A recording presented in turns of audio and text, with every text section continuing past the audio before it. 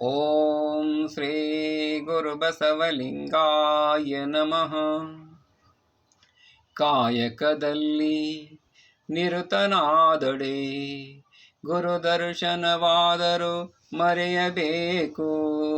ಕಾಯಕದಲ್ಲಿ ನಿರತನಾದಡೆ ಗುರುದರ್ಶನವಾದರೂ ಮರೆಯಬೇಕು.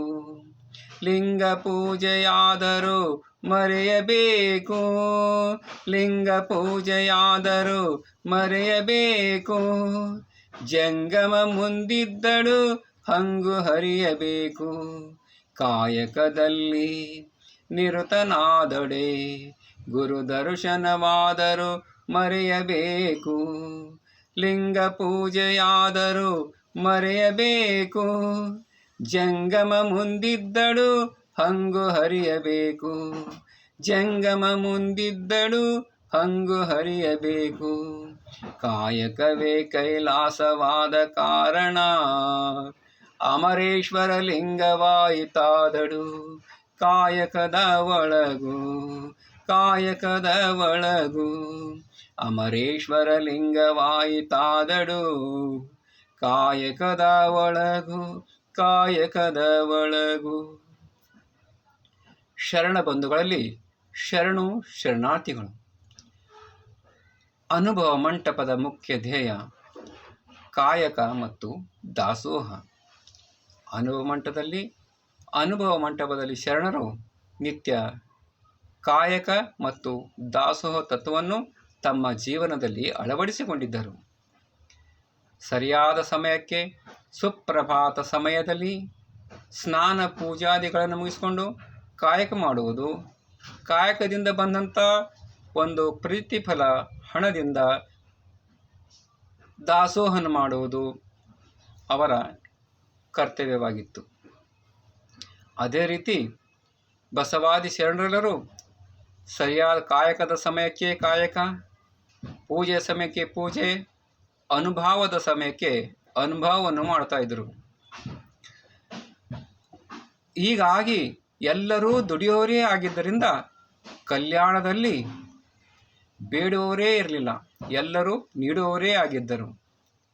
ಸರಿಯಾದ ಸಮಯಕ್ಕೆ ಸುಂಕ ಕಟ್ಟುತ್ತಿದ್ದರು. ಹೀಗಾಗಿ ಕಲ್ಯಾಣ ರಾಜ್ಯದಲ್ಲಿ ಸುಖ, ಶಾಂತಿ, ನೆಮ್ಮದಿಗಳು ನೆಲೆಸಿದ್ದವು.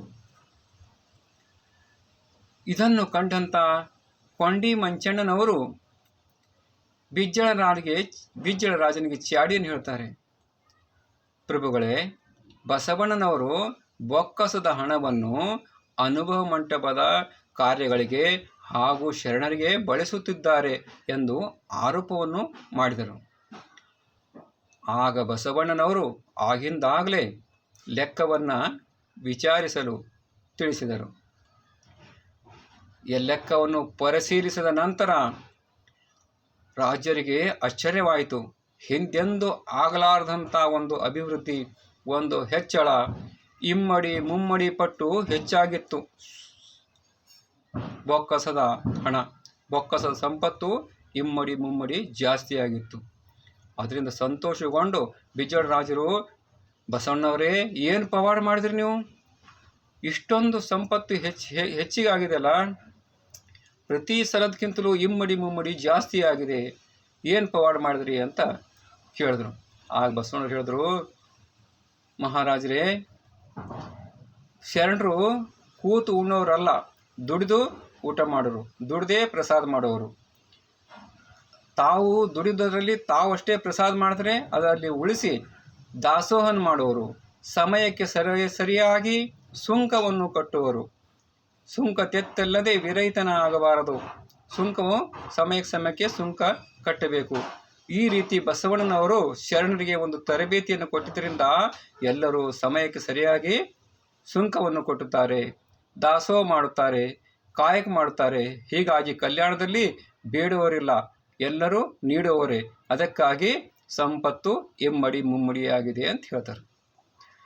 ಅವ್ರಿಗೆ ಭಾಳ ಸಂತೋಷ ಆಗ್ತದೆ. ಇದು ಕಂಡು ಮತ್ತೊಬ್ಬ ರಾಜ ಇರ್ತಾನೆ, ಬೇರೆ ಪಕ್ಕದ ರಾಜ, ಬಸವಣ್ಣನವರ ರಾಜ್ಯದಲ್ಲಿ ಎಲ್ಲರೂ ಸಂಪದ್ಭರಿತರಾಗಿದ್ದಾರೆ, ಎಲ್ಲರೂ ನೆಮ್ಮದಿಯಿಂದ ಇದ್ದಾರೆ, ಎಲ್ಲರೂ ಆರೋಗ್ಯದಿಂದಿದ್ದಾರೆ, ಇದ್ರ ಗುಟ್ಟು ಏನಿರಬಹುದು ಅಂತ ತಮ್ಮ ಆಸ್ಥಾನದಲ್ಲಿ ಪ್ರಶ್ನೆಯನ್ನು ಕೇಳ್ತಾರೆ.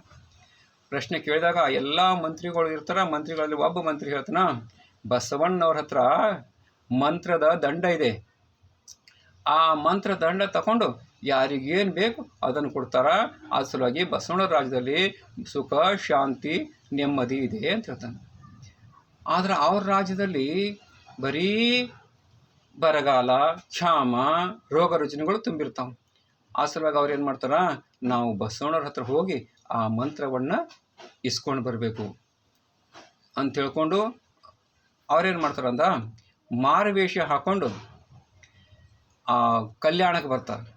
ಕಲ್ಯಾಣಕ್ಕೆ ಬರುವಾಗ ದಾರಿಯಲ್ಲಿ ಹೊಲದಲ್ಲಿ ಒಕ್ಕಲಿಯ ಮುದ್ದಣ ಉಳುಮೆ ಮಾಡ್ತಿರ್ತಾರೆ. ಅವ್ರಿಗೆ ಕೇಳ್ತಾರ, ಮುದ್ದಣ್ಣರೇ ಶರಣಾರ್ಥಿ ಅಂತಾರೆ. ಶರಣಾರ್ಥಿಪ್ಪ ಬರ್ರಿ, ಏನು ಸಮಾಚಾರ ಬರ್ರಿ ಅಂತ ಕೇಳಿದಾಗ ಅವ್ರು ಹೇಳ್ತಾರ, ನೋಡ್ರಿ ಬಸವಣ್ಣವ್ರ ಹತ್ತಿರ ಒಂದು ಮಂತ್ರದಂಡದ ಅಂತ, ಅದರಿಂದ ಅವ್ರು ಯಾರಿಗೆ ಏನು ಬೇಕೋ ಅದು ಕೊಡ್ತಾರಂತ, ಮತ್ತು ಆ ಮಂತ್ರದಂಡ ಅವ್ರು ಎಲ್ಲಿಕ್ತಾರ್ರಿ ಅಂತ ಕೇಳ್ತಾರೆ. ಅದಕ್ಕೆ ಒಕ್ಕಣಿಗಡೆ ಮುದ್ದಣ್ಣವ್ರು ಹೇಳ್ತಾರ, ಶರಣರೇ ಈಗ ಇದು ಕಾಯಕದ ಸಮಯ, ಆ ಸಲುವಾಗಿ ನೀವು ಸಾಯಂಕಾಲ ಅನುಭವ ಮಂಟಪಕ್ಕೆ ಬರ್ರಿ, ಅಲ್ಲಿ ನಾವು ನಿಮಗೆ ಹೇಳ್ತೀವಿ ಅಂತಾರೆ. ಅವ್ರೇನು ಮಾಡ್ತಾರೆ, ಮತ್ತು ಸ್ವಲ್ಪ ಮುಂದೆ ಬರ್ತಾ ಇರ್ತಾರೆ. ಹಾಗೆ ಮುಂದೆ ಬಂದಾಗ ಅಲ್ಲಿ ಅಂಬಿಗರ ಚೌಡಯ್ಯನವರು ತ್ರಿಪುರಾಂತಕದ ನದಿಯಲ್ಲಿ ಜನರನ್ನು ಈ ದಡದಿಂದ ಆ ದಡಕ, ಆ ದಡದಿಂದ ಈ ದಡಕ ಒಯ್ಯುವಂಥ ಕೆಲಸ ಮಾಡ್ತಿರ್ತಾರೆ. ಒಯ್ಯೋದು ತರೋದು, ಈಚೆಗಿನವ್ರಿಗೆ ಆಚೆಗೆ ಬಿಡೋದು, ಆಚೆಗಿನವ್ರನ್ನ ಈಚೆಗೆ ಕರ್ಕೊಂಡು ಬರೋದು ಮಾಡ್ತಾ ಇರ್ತಾರೆ. ಅಲ್ಲಿ ಹೋಗಿ ಶರಣಾರ್ಥಿ ಅಂಬಿಗರ ಚೌಡಯ್ಯನವರೇ ಅಂತ ಕೇಳ್ತಾರೆ. ಶರಣಾರ್ಥಿ ಹೇಳ್ರಿ ಬರ್ರಿ ಅಂತ ಕರೀತಾರೆ ಅವರು. ಅಲ್ರಿ ನಮಗೊಂದು ವಿಷಯ ಗೊತ್ತಾಗಬೇಕಾಗಿತ್ತು. ಅದೇನಂದ್ರೆ ಬಸವಣ್ಣನವ್ರ ಹತ್ರ ಮಂತ್ರದಂಡದಂತ, ಆ ಮಂತ್ರದಂಡ ಅವ್ರು ಎಲ್ಲಿಕ್ತಾರ್ರಿ ಅಂತ ಕೇಳ್ತಾರೆ. ಅದಕ್ಕೆ ಅವ್ರು ಹೇಳ್ತಾರ, ನೋಡ್ರಿ ಈಗ ಸರದಸ್ತು ಕಾಯಕದ ಸಮಯದ, ಈಗ ನಾವು ಕಾಯಕದಲ್ಲಿ ನಿರತವಾಗಿದ್ದೀವಿ, ಆ ಸಲುವಾಗಿ ಈಗ ಸಾಯಂಕಾಲ ಟೈಮಿಗೆ ನಾವು ಅನುಭವ ಮಂಟಪಕ್ಕೆ ಬರ್ರಿ, ಅಲ್ಲೇ ಮಾತಾಡೋಣ ಅಂತಾರೆ. ಅಯ್ಯೋ ಇವ್ರನ್ನೂ ಹಾಗೆ ಹೇಳಿದ್ರು ಅಂತ ತಿಳ್ಕೊಂಡು ಮತ್ತೆ ಮುಂದೆ ಹೋಗ್ತಾರ. ಮುಂದೆ ಹೋದಾಗ ಅಲ್ಲಿ ಮಡಿವಾಳ ಮಾಚಿದೇವರು ಬಟ್ಟೆ ತೊಳಿತಾ ಇರ್ತಾರೆ. ಮಡಿವಾಳ ಮಾಚಿದೇವ್ರು ಬಟ್ಟೆ ತೊಳಿತಾ ಇದ್ರಾಗ ಅವ್ರಿಗೆ ಕೇಳ್ತಾರ, ಶರಣಾರ್ಥಿ ಮಡಿವಾಳ ಮಾಚಿದೇವ್ರೇ ಅಂದಾಗ ಶರಣಾರ್ಥಿ ಅಂತಾರೆ.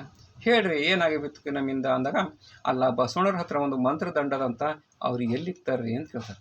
ಅವ್ರಂತಾರ, ಶರಣರೇ ಈಗ ಕಾಯಕದ ಸಮಯದ, ನೀವು ಸಾಯಂಕಾಲ ಅನುಭವ ಮಂಟಪಕ್ಕೆ ಬರ್ರಿ, ನಾನು ನಿಮ್ಗೆ ಅಲ್ಲಿ ಉತ್ತರ ಕೊಡ್ತೀನಿ ಅಂತ ಹೇಳ್ತಾರೆ. ಅಂದ್ರೆ ಅವ್ರು ಮಾತ್ರ ಅವ್ರಂತಾರೆ, ಇದೇನು ಎಲ್ಲರೂ ಒಂದೇ ರೀತಿ ಹೇಳ್ತಾ ಇದ್ದಾರಲ್ಲ ಅಂತ ಹೇಳ್ಕೊಂಡು ಊರಾಗ ಬರ್ತಾರೆ. ಊರಾಗ ಬಂದಾಗ ಅಲ್ಲಿ ಹರಳೆಯ ದಂಪತಿಗಳು ತಮ್ಮ ಪಾದರಕ್ಷೆ ತಯಾರು ಮಾಡುವಂಥ ಒಂದು ಕೆಲಸದಲ್ಲಿ ಮಗ್ನ ಆಗಿರ್ತಾರೆ. ಅಲ್ಲಿ ಬಂದು ಶರಣಾರ್ಥಿ ಹರಳೆಯನವರೇ ಅಂತಾರೆ. ಶರಣಾರ್ಥಿ ಪೋರಿ ಬರ್ರಿ, ಏನು ಸಮಾಚಾರ ಬರ್ರಿ ಅಂತ ಕೇಳಿದಾಗ, ಅಲ್ಲ ಬಸವಣ್ಣನವ್ರ ಹತ್ರ ಒಂದು ಮಂತ್ರದಂಡದ ಅಂತ, ಅವ್ರು ಆ ಮಂತ್ರದಂಡ ಎಲ್ಲಿಕ್ತಾರ್ರಿ ಅಂತ ಕೇಳ್ತಾರೆ. ಅವ್ರಂತಾರೆ, ಈಗ ಕಾಯಕದ ಸಮಯದಲ್ಲ, ಮತ್ತು ನೀವು ಸಾಯಂಕಾಲ ಅನುಭವ ಮಂಟಪಕ್ಕೆ ಬರ್ರಿ, ಅಲ್ಲಿ ನಿಮಗೆ ತಿಳಿಸ್ತೀನಿ ಅಂತ ಹೇಳ್ತಾರೆ. ಅವ್ರಿಗೆ ಭಾಳ ಆಶ್ಚರ್ಯ ಆಗ್ತದೆ. ಏನು ಒಬ್ಬರಲ್ಲ ಅವ್ರು ಎಲ್ಲರೂ ಅದೇ ರೀತಿ ಹಡಪದ ಅಪ್ಪಣ್ಣವ್ರಿಗೆ ಕೇಳ್ತಾರೆ, ಮತ್ತು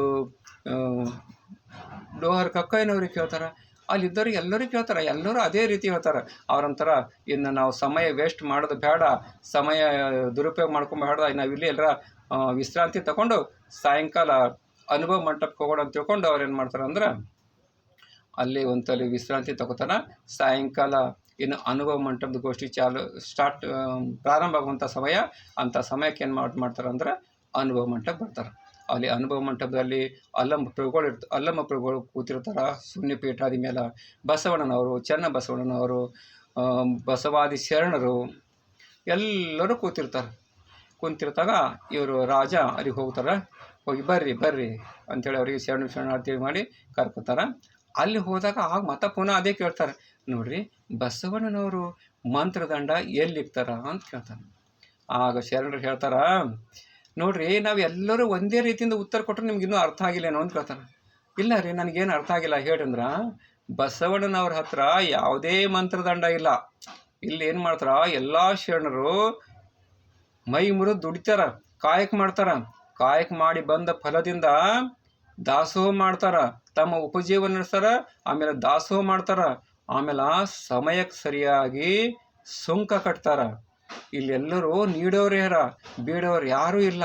ಆದ್ದರಿಂದ ಯಾವುದೇ ಮಂತ್ರದಂಡ ಇಲ್ಲ. ಇಲ್ಲಿಂದ ಎಲ್ಲರೂ ನೆಮ್ಮದಿ ಹಾಕಿದ್ರಂದ್ರೆ ಇಲ್ಲಿ ಕಾಯಕ ಮತ್ತು ದಾಸೋಹಕ್ಕೆ ಬಹಳ ಮಹತ್ವದ. ಎಲ್ಲರೂ ಕಾಯಕ ಮಾಡ್ತಾರೆ, ದಾಸೋಹ ಮಾಡ್ತಾರೆ, ಸುಂಕ ಕಟ್ತಾರೆ. ಹೀಗಾಗಿ ಈ ದೇಶ ಸಂಪದ್ಭರಿತವಾಗಿದೆ, ಸಂಪತ್ತು ಎಲ್ಲರಿಗೂ ಇಲ್ಲಿ ಯಾರೂ ಬೇಡವರಿಲ್ಲ ಮತ್ತು ನೆಮ್ಮದಿಯಿಂದಿದ್ದೇವೆ ಅಂತ ಹೇಳ್ತಾರೆ. ಈ ರೀತಿ ಬಸವಾದಿ ಶರಣರು ಕಾಯಕದಲ್ಲಿ ದುಡಿಯೋನಿಗೆ, ಕೂತು ಉಣ್ಣೋನಿಗೆ ಕುಡಿಕೆ ಹಣ್ಣು ಸಾಲದು ಅಂತ ಹೇಳ್ತಾರೆ. ಅಸಲವಾಗಿ ಶರಣರು ಕೂತು ಊಟ ಮಾಡೋರಲ್ಲ, ದುಡಿದು ಊಟ ಮಾಡೋರು, ದುಡಿದು ಪ್ರಸಾದ ಮಾಡೋರು. ತಾನು ಪ್ರಸಾದ ಮಾಡೋದನ್ನೇ ಶರಣರಿಗೆಲ್ಲ ಪ್ರಸಾದ ಮಾಡಿಸೋರು ಅಂತ ಹೇಳ್ತಾ ಎಲ್ಲರಿಗೂ ಶರಣಾರ್ಥಿಗಳು.